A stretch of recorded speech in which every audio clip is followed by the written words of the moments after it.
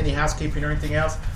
For Carlton's sake, if we could go around the room and just give our name and who we're representing, as far as if you're like city council, ODC board, what have you. And if you don't mind, we'll start with you, sir.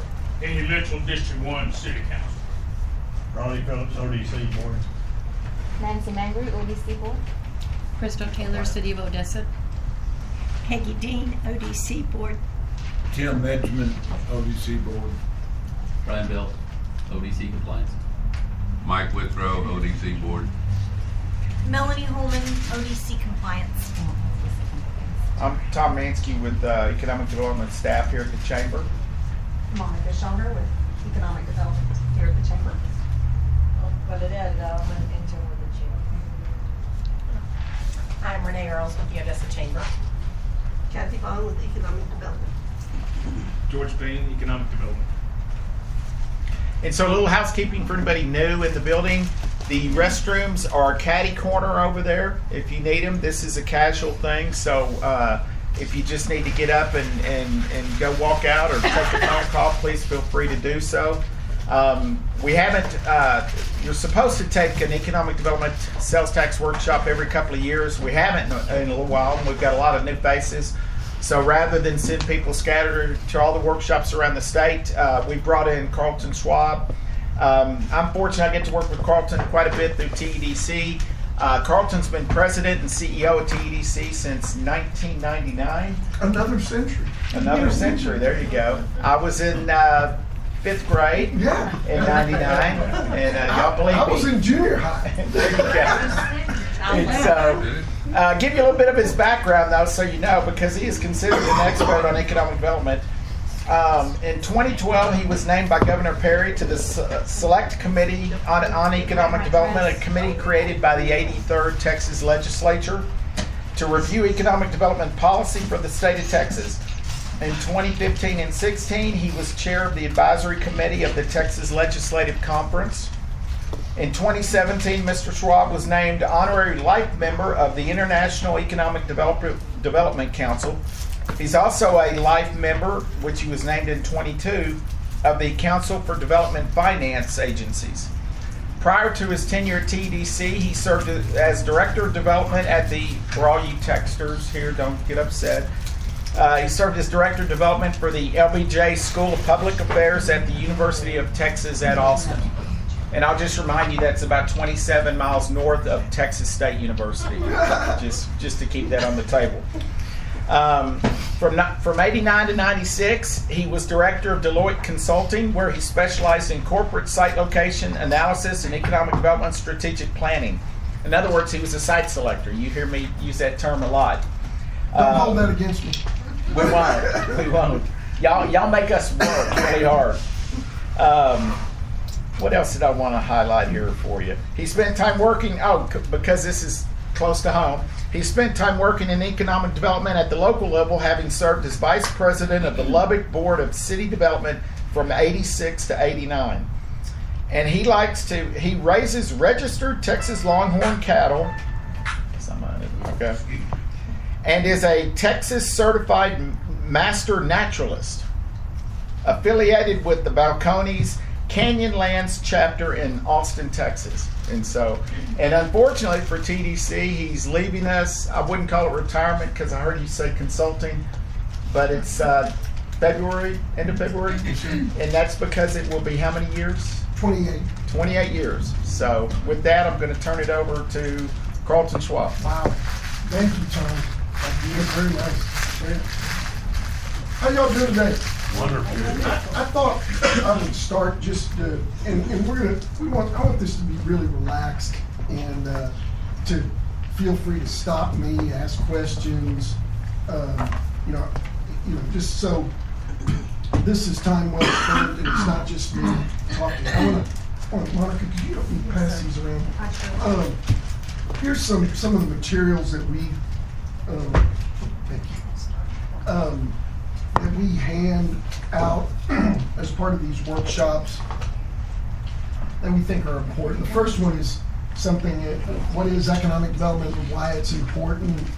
There's a lot of folks out there that either don't understand what economic development is, or why we even employ it. You know, we've been so successful in the state for such a long period of time now that many people have taken our success for granted.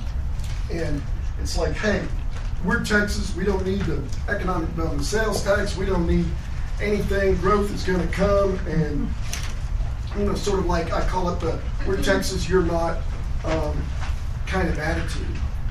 When in reality, we have a lot of hardworking men and women like Tom, his staff, and the board here that are responsible for the success of the state. And I would add to that the fact that 37 years ago now, the legislature passed the ability for communities to tax themselves to create economic development organizations. We're going to talk about that law a little bit later on. And I promise you I won't kill you with boredom on that. I've cut it down to about 6 slides. So, but nonetheless, that vehicle changed the game for us in the state. And you know, to some people in the room, 37 years ago is a long, long time ago. To others, myself included, wasn't that about 15 minutes ago? You know, yeah, it does. And but what it did was create resources at the local level for the citizens of Odessa to invest in an economic development organization, paid for by the citizens of Odessa, and then that organization spends money to help grow this community. And that was done over 700 times in this state over those many years. And the number's now at about 784. It fluctuates. Some people, some communities rather, they vote out their EDC, or they change the sales tax rate, or they get out of it entirely. But it's a phenomenon that has now, some version of it, been replicated in 25 other states. Okay, so we are a bottoms up in the state, in our state, and think of if we were like Georgia or Indiana, places I've worked in on a number of occasions. You want to do a project in Georgia, you're calling the capital, and somebody's going to say, and you say you need 150 acres, you need to be by an interstate. Someone there is going to punch into their computer and say, here are the 3 locations. In Texas, we don't operate that way. We're out there on our own, we're selling ourselves, we're promoting our communities with the help of the state economic development organization. But it's really a co-equal kind of thing. So again, I mentioned one of the things you're going to hear from me today is local control is what got us here. Local control is under assault at the Texas legislature. Everybody in this room needs to know that. I should have asked this before. Is the press here? No. Good.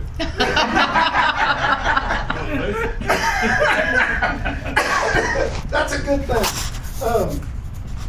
So be mindful of the fact that, and don't take for granted what you have here with the economic development sales tax. Sorry.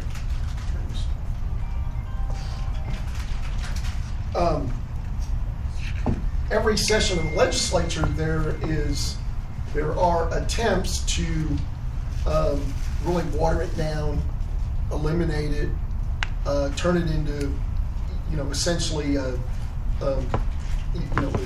sales tax to support municipal government. Quite honestly. So we've been successful for many years preventing that from advancing through the legislature, but it's scary. Every session it comes back. Somebody will file a bill, or 2 or 3 people will file a bill, and it will be to water down the EV sales tax. And for many communities, that will be an opportunity for them. I'm not saying Odessa, but for many communities, that would be an opportunity for them just to shut down their EDCs. And So, did you say, Carlton, I don't know, did you say that the purpose is the sales tax to support municipal government? well, it could be if it's watered down. That's what it will turn into. And But that's not that's not. it's economic and community gonna say development. this. Type A being traditional economic development, Yeah, type B yeah. being more community development oriented. So another publication that we have in the handouts today is this local economic development guidebook. Those of y'all who've been around a long time know that TML produced, the Attorney General's office used to produce. TML took over when the AG's office got out of economic development about 10 years ago, and produced a 150-page document. And so what we tried to do about 3 or 4 years ago is boil down the most important parts of that 150-page document throughout a lot of the footnotes and legal references and things like that, and tried to hone in on what's most important for our economic development communities, members around the state. And then this little 4-pager is everything we can cram onto 4 pages that kind of succinctly identifies what the ED sales tax is all about.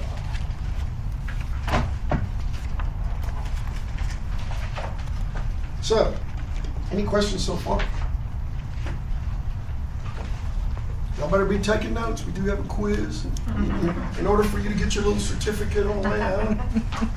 No, we don't. Did we decide? Yes, it's not working, so I'm happy to play. Yeah. Okay. You ready? Yeah, or I'll just do it. A little bit about us. We were founded in 1961. It was a time in the country when, industrial development around the country was really, really becoming important to economic expansion post-World War II. And our organization started at that point in time, and it was the Texas Industrial Development Council. And for many, many years, economic development was considered industrial development. And we were the TIDC for 31 years. More than half of our history, we were the TIDC. In 1992, we became the TEDC. We're now up to 1,200 members, which makes us the largest association of economic developers in the country. Which, believe it or not, we're only slightly larger than you would think California, New York, even Illinois. The second largest is Georgia, because if you know anything about Georgia, the state, the massive Atlanta metro area has so many municipalities, and they also meet once a month and in Atlanta, and have 300 people going to a luncheon. So we're trying to stay ahead of Georgia, and we've managed to do that. But certainly they don't have the folks like Tom that are that number of members. A lot of their members are what we would call affiliate members. They're in the real estate community. They're board members of EDCs. They're alongside economic development organizations. We're governed by a 30-member board, a 9-member executive committee, and Tom is on our board. Tom is going to be one of those rare guys that's going to serve on our board longer than 4 years, because he took the place of somebody who left the board. So we just figured that out the other day. You got 5 years with us, whether you like it or not. My hair feel like grayer. Well, just, hey, be glad you got hair. I mean, when I started this job, I had a big locks of hair. So what do? We do what professional associations do for their members.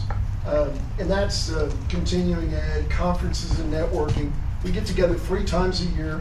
We have a winter meeting, generally mid to end of February. In the odd numbered years, that meeting is in Austin because the legislature's in session. And then we have a mid-year. We just had our mid-year in Plano. And then this year, our annual conference will be in October in Houston.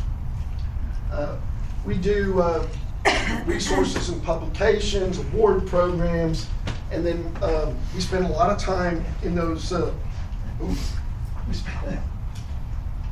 spend a lot of time in the legislative years at the Capitol advocating for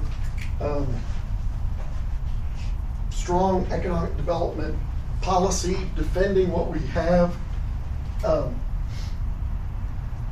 the books, and you might be surprised how much of our effort is simply to keep the wolves at bay, just in terms of people who don't like what we do in economic development. But again, we've been successful. We anticipate that we'll continue to be successful. We've also had some defeats in the last couple of years. We'll talk about those a little bit later on. So we're going to talk about economic development, how it works, why it's important, what the best economic development organizations do. Got a couple of little modules in here about the law. We'll make that as painless as possible. Talk a little bit about the sales tax in the legislature, the comptroller's role. If you're looking for a state role other than the governor's office having its own economic development organization, the only place now is the comptroller's department. And what's good about what they do is they're good places to gather information. So for example, you can get into their database and look at every tax abatement program in the state. Every Chapter 380 or 381 agreement, and find all of those kinds of things to see what other communities and cities are doing. And then we're going to try to answer, why is Texas competitive in economic development? What are the role of incentives? And what does Texas need to do to stay competitive? Again, questions? Sorry, I don't know if this is relevant, but is the effort against these EDC programs, is that are they trying to weaken the private sector, or I just it's loaded. There's an it's really coalesced around the use of incentives. Okay, that's the main opposition. That they view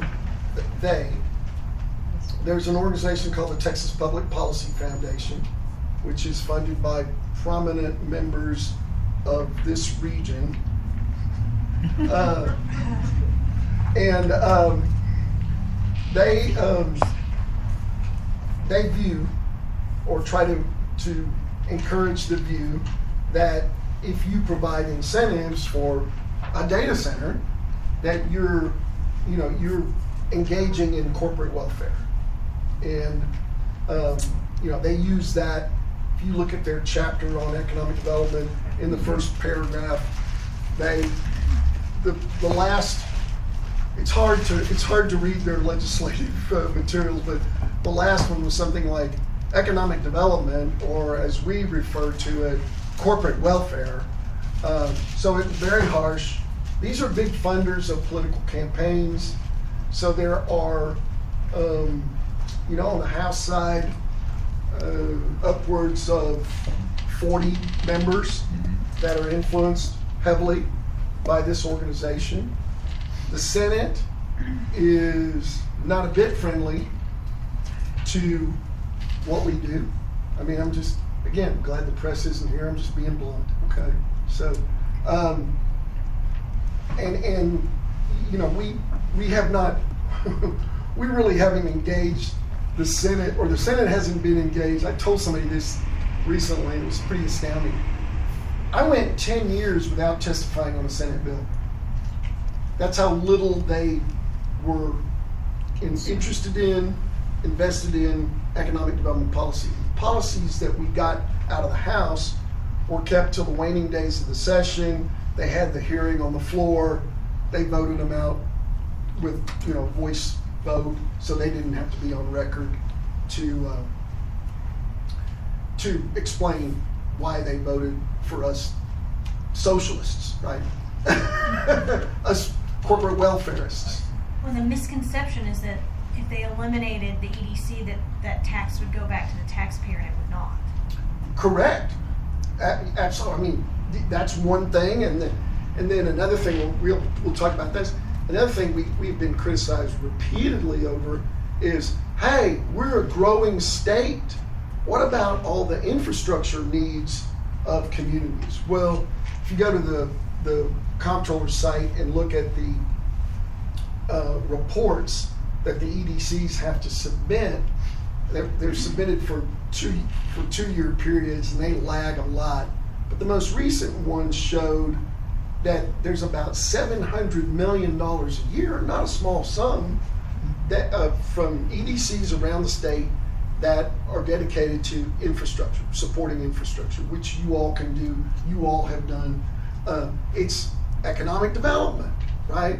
So we kind of throw that back at them, and sometimes it works, sometimes it's like, they don't care. But it is a wonderful resource for our EDCs.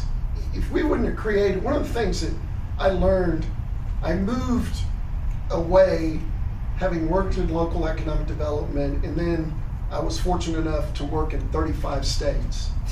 And I lived in Chicago for 7 years, 5, and I took the job back to Texas with me for 5 years and then moved back. But one thing I learned was how much more prepared other states were for economic development than we were. Now, I'm talking about the period 1989 to 1996. But one of the reasons they were prepared was they dedicated monies locally to pay for an industrial park and fully develop it.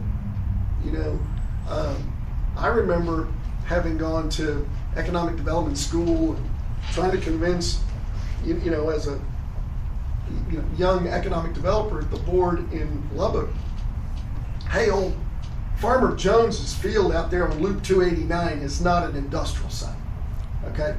Because once you started asking the question, where's the nearest water? Oh, it's 3 miles that way. What about sewer? It's 5 miles that way. That's not a site, okay? But what I found was traveling around the country that those were the basics. So if you think back when we passed the law in 1989, those early monies, many communities said, we got to have a product, and a product is an industrial site or a business park or something that's ready to go to meet the needs of an expanding and relocating company. So it got us in the game in a hurry. Now, of course, that's ancient history. A lot of these folks don't want to know about economic development, but man, it got us in the game, and it got us in the game fast. And, hey, the proof is in the history of the success that we've had over the last 30 plus years. Y'all are awfully quiet. I toss this out because I've been wanting to annex Colorado for a long time.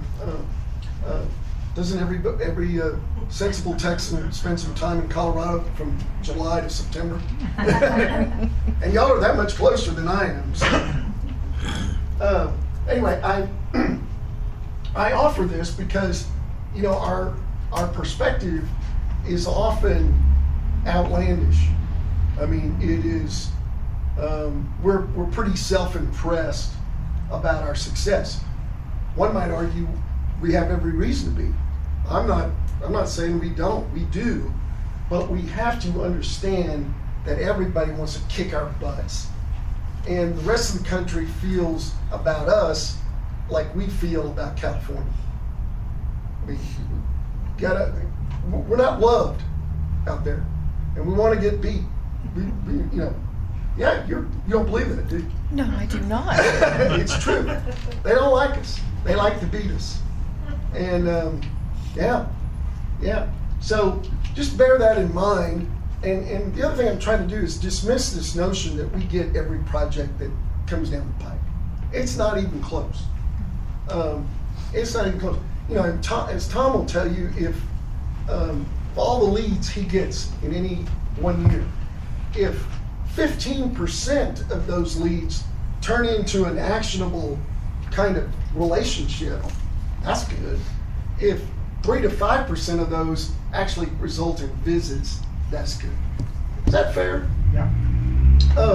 I mean, it's the way at least when I was in economic development at the local level, looked at it. So this is a tough business, and it's often years in the making. Everybody has to understand that. This is not instant gratification at all. Okay, let's talk a little bit about the way we view economic development. First of all, citizens of Odessa, Texas had an election. They decided to fund an economic development corporation, so they've determined intentionally that they want an economic development organization. And generally speaking, it's about retaining existing businesses, creating new and attracting new jobs, fostering growth, and building the tax base, and then being part of a collaborative effort. So how does it work? Well, it's about this concept called primary jobs. And you all think about Odessa's economy as an oil and gas production machine. Oil and gas production is a primary economic activity. You all have an incredible primary economic development base. The problem is, of course, you'd like for that to be a little more diversified. And that's one of the reasons y'all are in business here.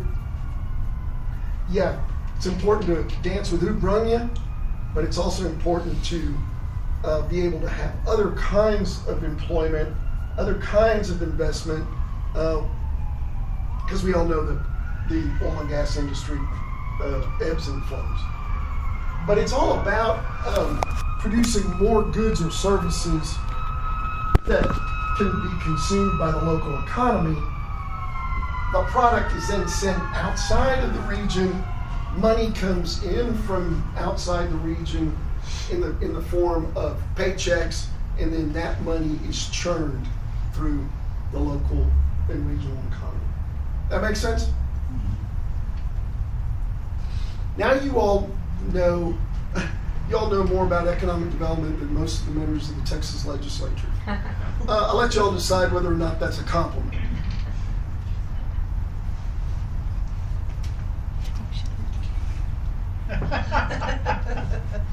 I said that one time. Coming out of COVID, I got invited to speak to a group. I was just chomping at the bit to get out. Weren't y'all? And there was an event in Northwest Austin, and they said, we want you to come in and talk about how economic development works. And, I love to, what do you want me to do? I said, well, so it was something like this, but it was a little more fundamental. And I walked in there, and there were 300 people in there. And this was the Texas Association of Property Tax Professionals. Texas Association of Property. So appraisers, county appraisers, basically. So I'm going through this, and I said something like along the lines of what I just said. I said, I was teaching them about how economic development works. I said, and now you know, I like this, and I looked up, and before I looked up, I said, now you know more about economic development than 95% of the Texas legislature. And I look like I'm looking at Tom, and there's a state senator sitting there. Well, he was one of that 5%. Right? Yeah, exactly. He laughed. I was glad he laughed, but I was like, oh my God, you know. So primary jobs are in manufacturing, professional services, logistics, generally speaking. Again, they're producing a good or service that they're, yeah, I didn't. They're, oops. Oh, did you want to go back? Sorry. Yeah, one more. They produce a good or service that's sent outside the region and the money comes in, churned through the economy. So that churn enables folks to spend money in grocery stores, service stations, restaurants. So, you know, when people say, man, what Odessa needs is a Trader Joe's, well, there's a reason you don't have a Trader Joe's. Trader Joe's follows the generation of wealth, follows the creation of primary jobs. And somebody at Trader Joe's, do y'all have a Trader Joe's? No. Oh, okay. Somebody at Trader Joe's has determined there's not enough of that yet in Odessa, Texas. It's like, you know, you go to, over the years, you know, I've gone all over the state, and, you know, we've got a workshop in Abilene next month, and somebody in Abilene the mayor of Coleman, you know, will come over to me and say, you know what we need? We need a Walmart. A Walmart would, you know, and I'm like, Mayor, look, you don't have a Walmart because you don't have enough going on to support a Walmart. You don't have enough economic development. The mayor thinking that the Walmart itself would be an economic development driver. It's not. It's simply taking the disposable income of citizens within a reasonable commute zone of that Walmart and, you know, satisfying their needs for whatever it is they're looking for. But it, in and of itself, is not a driver. Now, a Walmart distribution center would be, of course. But then you get into your A or B class, right? I'm sorry. You get into your A or your B class. Oh, you mean Type B corporations or something? Yeah. Well, we'll talk about that. Yeah. Okay. Hold on to that thought. Here's some examples of the thousands of primary employers in Texas, and of course, here's some of the employers here. Is this distribution center here still going strong? It's going good. They're now up to. Is it Dollar Tree now? It's Did Dollar they change the Tree. It name? used to be Family Dollar, and they were 2 shifts up until about a year ago. Now they're running 3 shifts. Oh, that's wonderful. Listen, I can remember a time when that project was huge here. This is during the doldrums of the middle of a big downturn in the oil and gas economy. And I mean, it was celebrated from sea to shining sea. And it was a big win because, and you know what? At the time, it deserved to be celebrated. You know, you might look at that, well, yeah, okay, those are primary jobs, but they're not anything like the primary jobs provided by Halliburton. Doesn't matter. They're still contributing to this local and regional economy. Seems like that was about 5 years ago, and I bet it was 20. More than that, yeah. Yeah, it's more than 20. Yeah. So what we're about is the multiplier effect. Okay, I don't have. There's a lot of different opinions on what an oil and gas job, and there's so many different categories of oil and gas production jobs that it would be hard to pinpoint what that is. But I've seen it as high as 7 to 1.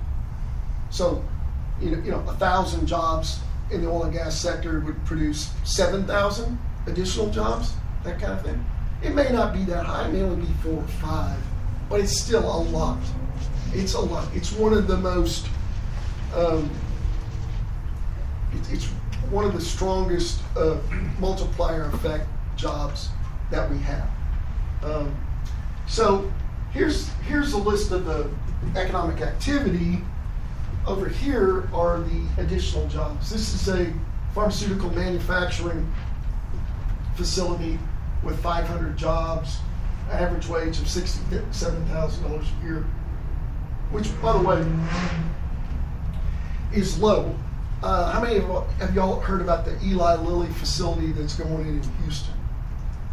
They're talking about the average wage there being $115,000.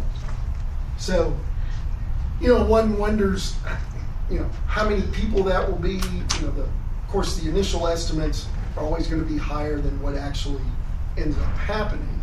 But still, though, that's good multiplier effect kinds of economic development. So, kind of reviewing, local government benefits from economic growth and development. Retail expansion is a product of economic development, not the cause of it. And primary jobs are the foundation of economic development. Now, there's a couple other things that can occur in local economies I just wanted to mention. Transfer payments. A Social Security check is a transfer payment. So all of us who paid into Social Security at one point in time will start getting it back. Well, that money was sent, let's say theoretically, to Washington, D.C. Now it's coming back. That's money from the outside that contributes to the churn. So obviously, if you're a place like Georgetown, Sun City, you have mainly wealthy people retiring in Sun City. They're not only bringing Social Security checks, they're bringing their 403B, 401k, pensions, all of those kinds of things, and that too contributes to the churn. Tourism generally is thought of as a secondary economic activity. You could probably make the case that in Aspen or Telluride or someplace like that, it's a primary job. Just go there and rent a condo for a weekend, right? But tourism is also, if you think about it, it's money coming from the outside and then dropped in your community, and then that too is churned through the local economy. The problem is that's disposable income that's dropped and churned. It's not the highest, it's not the primary job. Make sense? Okay.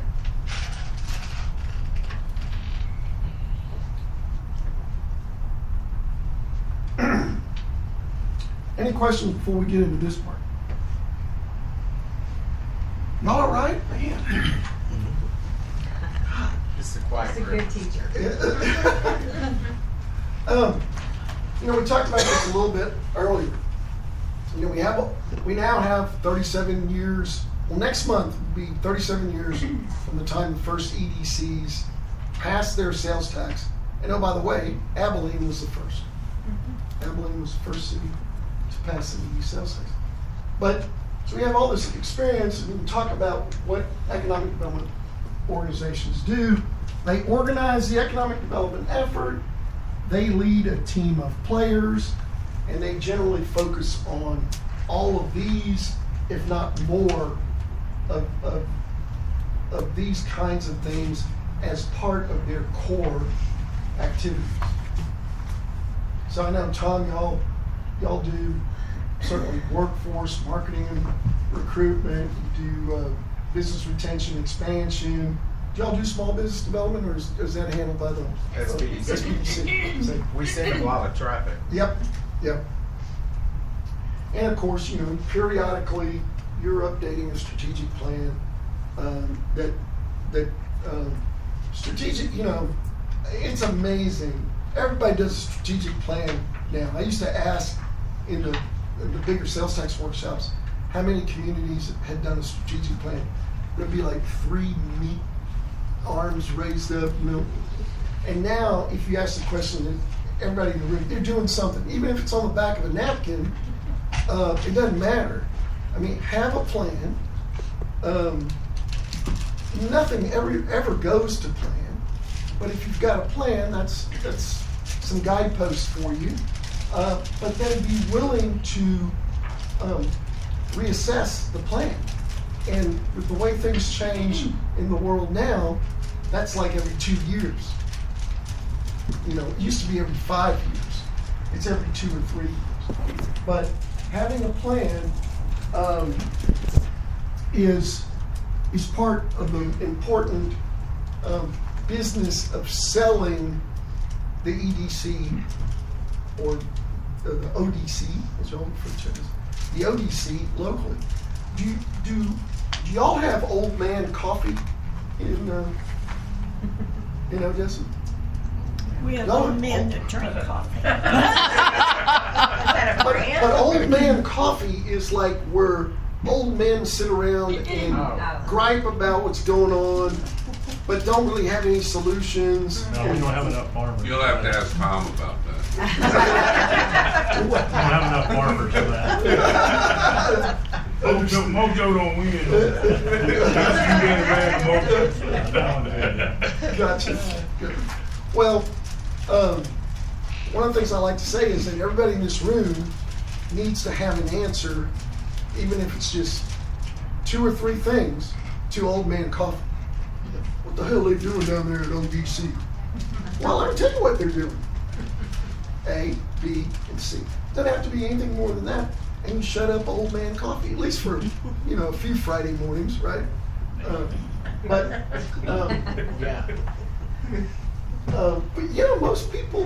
most people nod their heads when, if I have to explain old man coffee, they're like, oh yeah, man, let's see, Bill, Ed, Joe, oh yeah, those guys. Anyway, again, here's some of the things that economic development organizations help their communities through and do. And again, not to sound paranoid or anything, but if this goes away,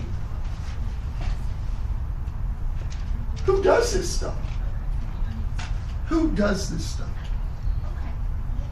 Nobody that I can think of.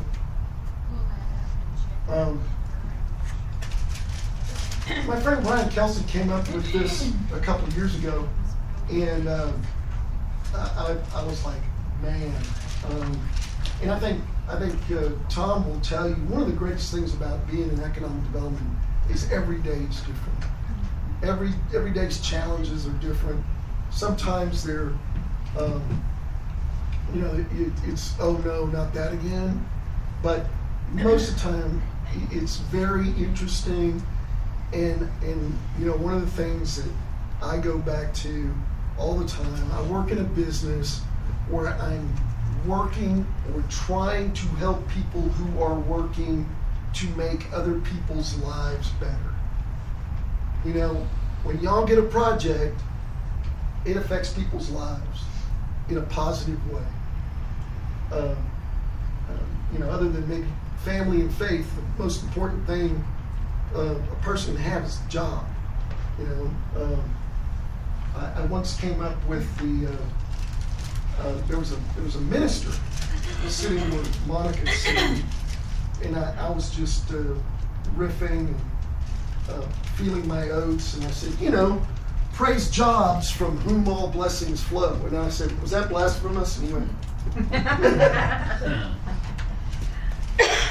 okay, why are, so just kind of summing this up, why are economic development organizations important? And this too is something you can tell the guys at Old Man Coffee, right?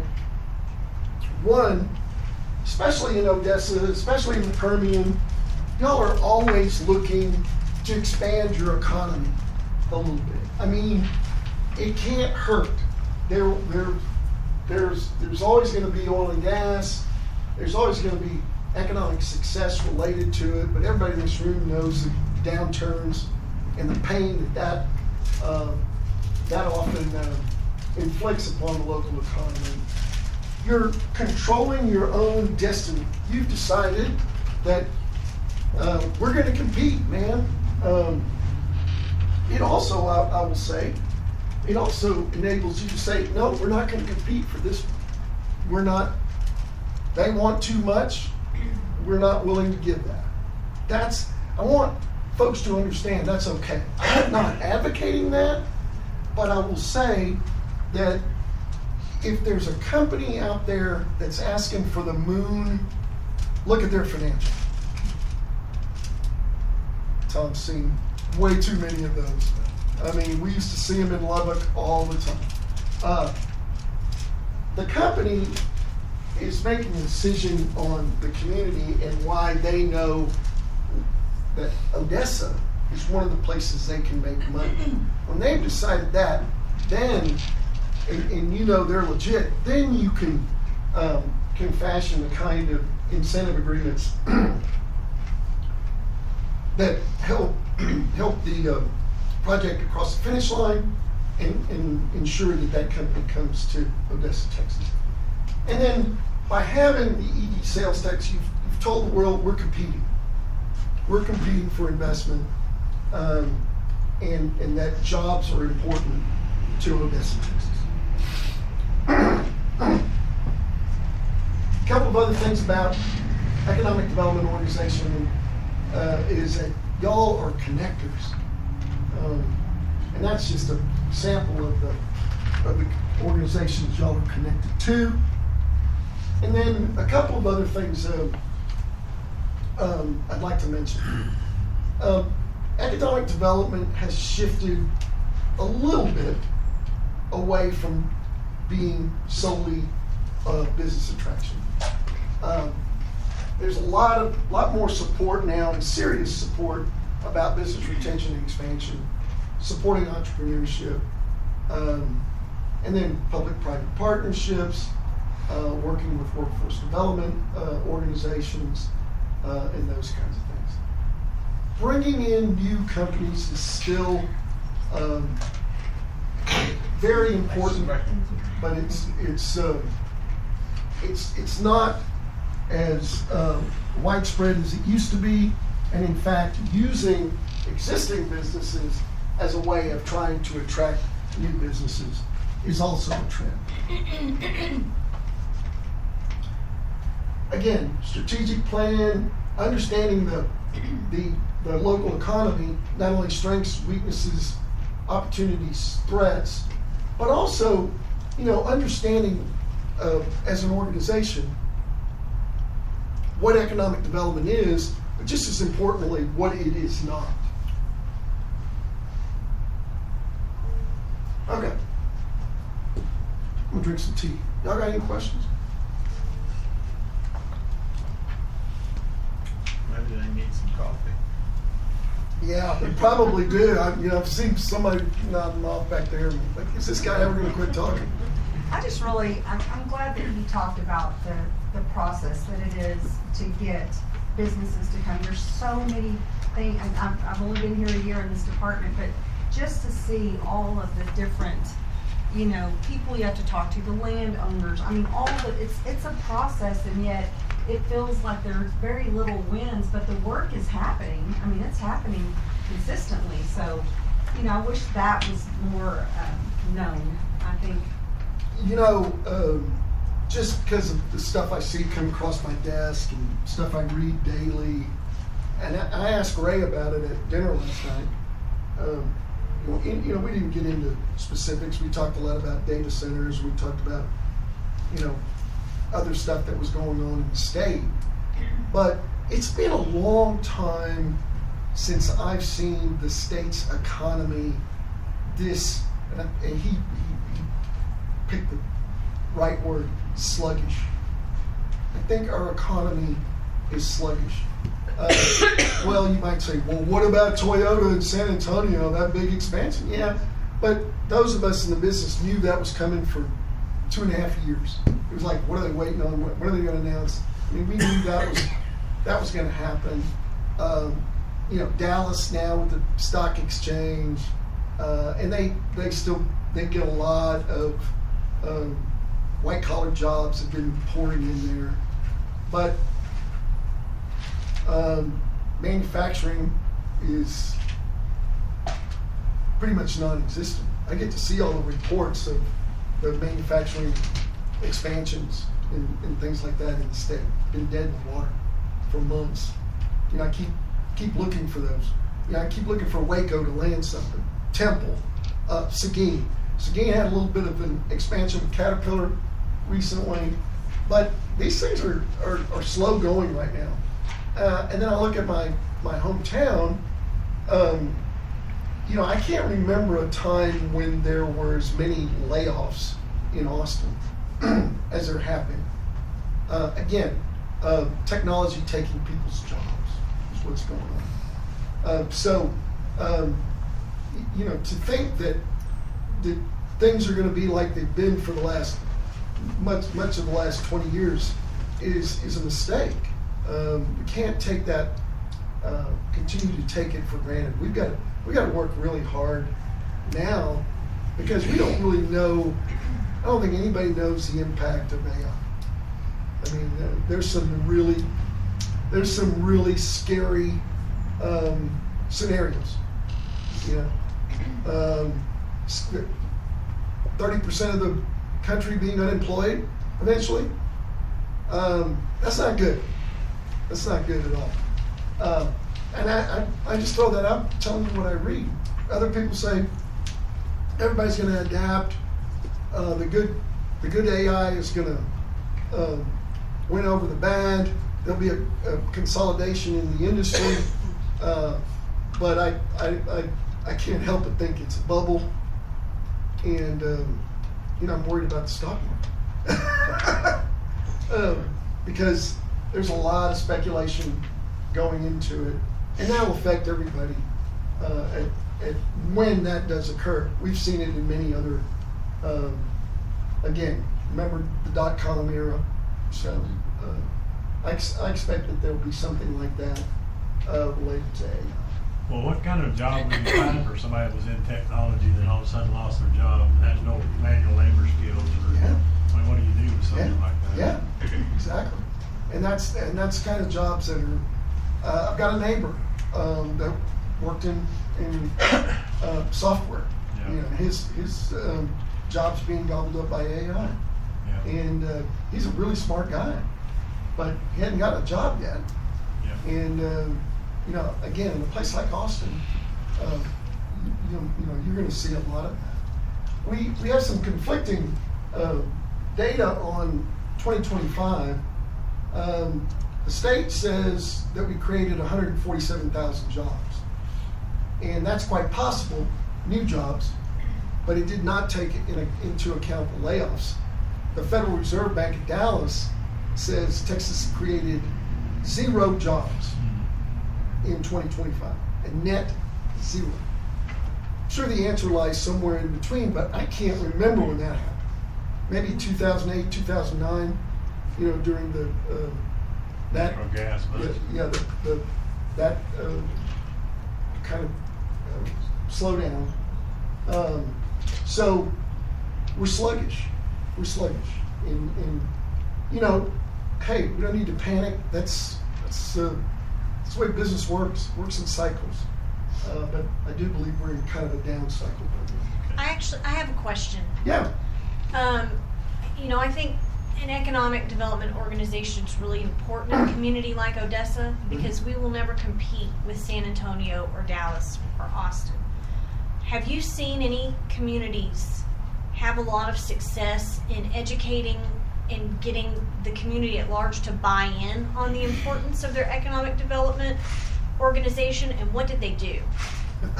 Great question. That is a great. I'm gonna have to think about that a little bit.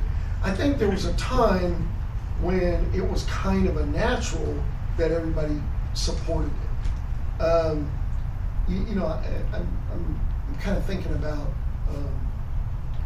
there's so many fast growth areas that there's a tendency for people. My hometown, I grew up in New Braunfels. When I grew up in New Braunfels, it was about 18,000 people. It's 120,000 people in New Braunfels now. And everybody that's there is the last person that wants to be there, okay? They want to shut the door. The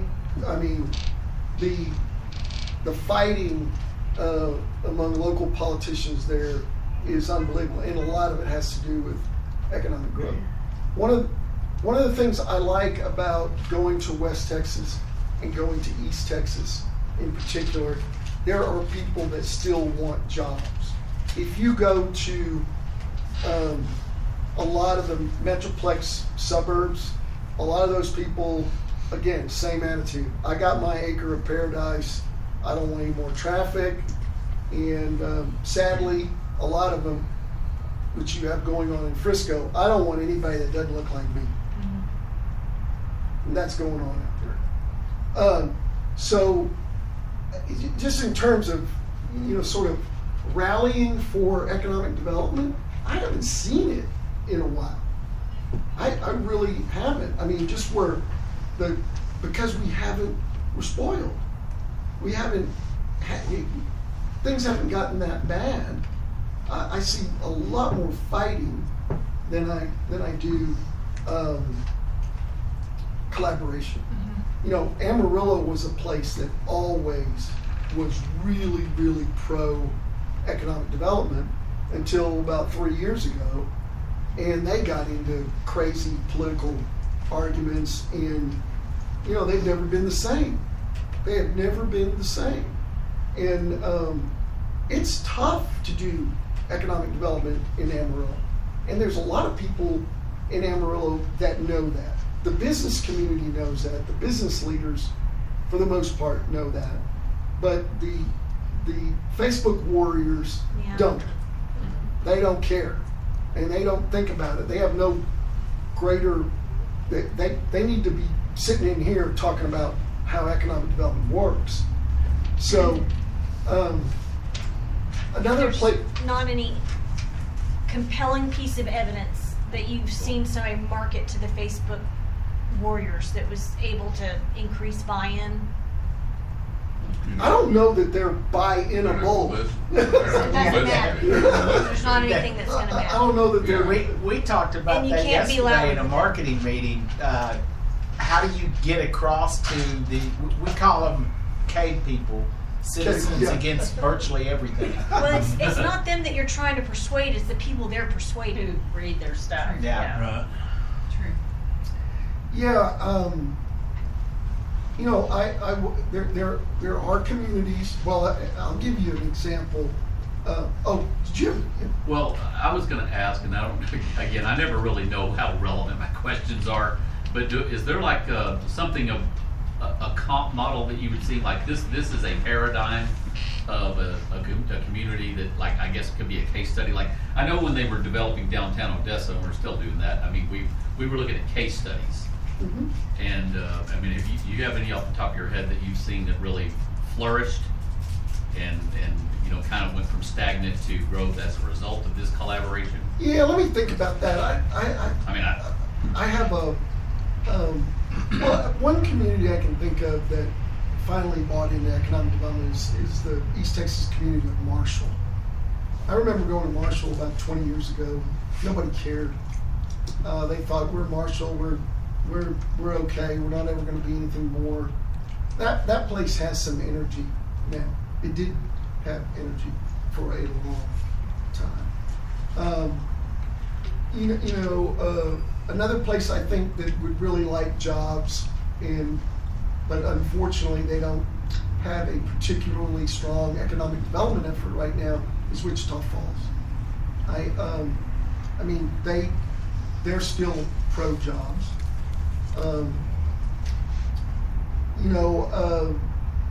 Lubbock is not anti-jobs. I think maybe talking to Lubbock Economic Development Alliance, but that was years in the making. Lubbock rejected the economic development sales tax 3 or 4 times before they finally got it, and they're finally living up to the potential that a lot of people saw back when I worked there, 40 years ago. And so it's out there, but I would contend it's not out there to the extent that it should be. It's not out there because so much of the dialogue is controlled by the keyboard warriors. And it's not out there because we're spoiled. We're spoiled. State as a whole is spoiled. And I just hate to see that. I hate to see the fighting and the lack of understanding about how important this stuff is. And I'm telling you all this repeatedly today about how important it is, because I'm telling you, every session of the legislature, the last 4 sessions, the legislature has taken stuff away from local government, and they made it harder on them they made it harder on the cities to function, and the counties to function, and the school districts to function. So bear that in mind when you vote for your state rep and your state senator. Where are they on issues like the ones we're discussing today? It's funny, I worked in the legislature years ago, and the prevailing wisdom back then was that the legislature would happily give control to the local level. Local level didn't argue about it, but they just said, yeah, we're happy to do it, but we need some money to do it, right? And that's just flipped now, like so many things in politics and government. But be mindful of that. Protect what you have here. You have a good organization. You have good resources. You're trying really hard. This stuff takes time. And it takes a lot of time. And we're not in, going back to what I said about the economy being sluggish. The U.S. economy is sluggish right now. The whole country is sluggish. These ridiculous tariffs have really suppressed investment. And I never thought I would see a Republican administration not be for free trade, and we're not right now. But the worst problem is we don't know what we're for. Supreme Court said the president can't do tariffs, but he's still threatening tariffs. So do you think anybody is going to come and make a decision, a foreign investor going to come to the United States and make a $500 million decision to manufacture widgets in Waco, Texas? Probably not, until all this gets settled in. I think that's a good reason that everything is sluggish, because uncertainty is a killer. It's a killer. It's absolutely. We can handle if we know it's going to be bad. We can handle if we know it's going to be good. Rules are, we can but figure when it out. we're uncertain, I think it just stops everybody dead in their tracks.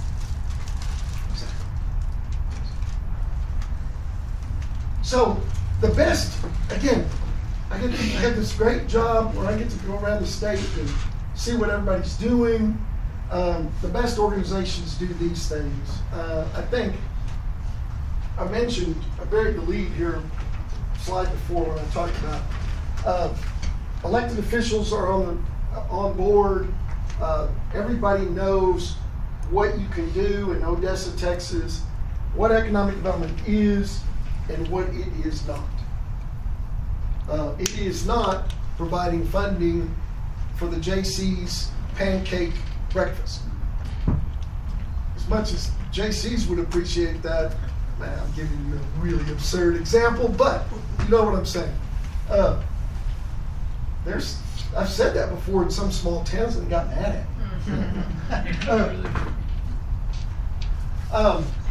And then the best boards and elected officials know these 10 factors: strengths and weaknesses, where you are and how you compete in the region, vision and goals, strategy, connection between what you're trying to do, the city's policies, the regulatory environment of the city, the needs of the business community, the marketing message of the economic development organization, the staff of the EDC, and the stakeholders and partners. You've got all that going, and I know you all do. You got a good thing going. And finally, one other thing. Ideally, again, the best ways this works is the EDCs. No, I'm sorry, we found the little, it needed the, what do you call this again? The dongle for the clicker. What do you call that? Are you on your I last don't. slide? We've just discovered Yeah, that. we just discovered it. Oh, it's okay. Let me get this one.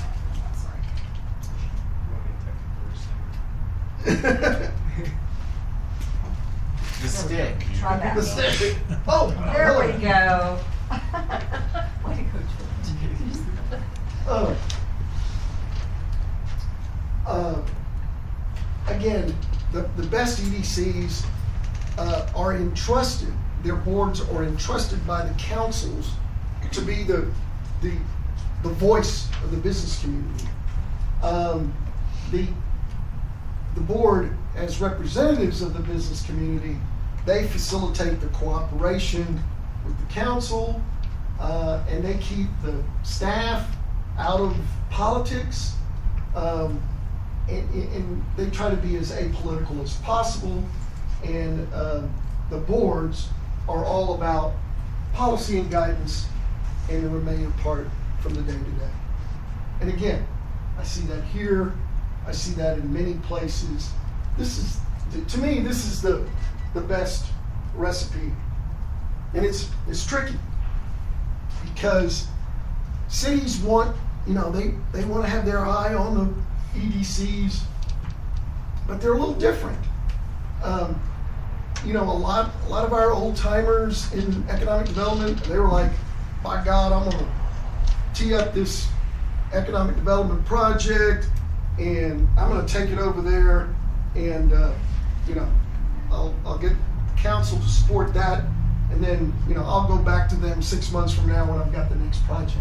It has to be a little more collaborative than that. And that's just a reality, again, a political reality at this point in time. The problem from an implementation standpoint is there's no guidance in the statute about how to do this. So you've literally got places that they name the board, they've got the right business leadership, and literally pass the budget and say, see y'all next October. And the EDCs run with that. Sure, if they're going to do business incentives, they've got to come back and do those with the council. So you've got that at sort of one end of the spectrum. At the other end of the spectrum, you've got cities, telling Tom how many pencils he can buy. 100. Yeah. It's absurd. So, but again, there's no guidance in the statute. We also like to joke that one of the great things about Local Government Code 501 to 505 is that it's not very specific. And one of the worst things about Local Government Code 501 to 505 is that it needs more specificity. So it just depends on the community. And I've seen how y'all do it here. I like it. I like that the ODCs, in the realm of the chamber. It's a good chamber economic development relationship. Don't mess with that. Don't mess with it. Okay, y'all want to take a quick little break? Yes.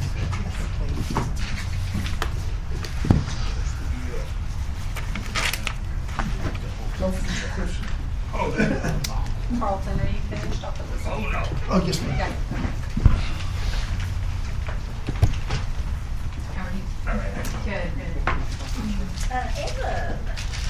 How you doing? Thank you, sir. Good.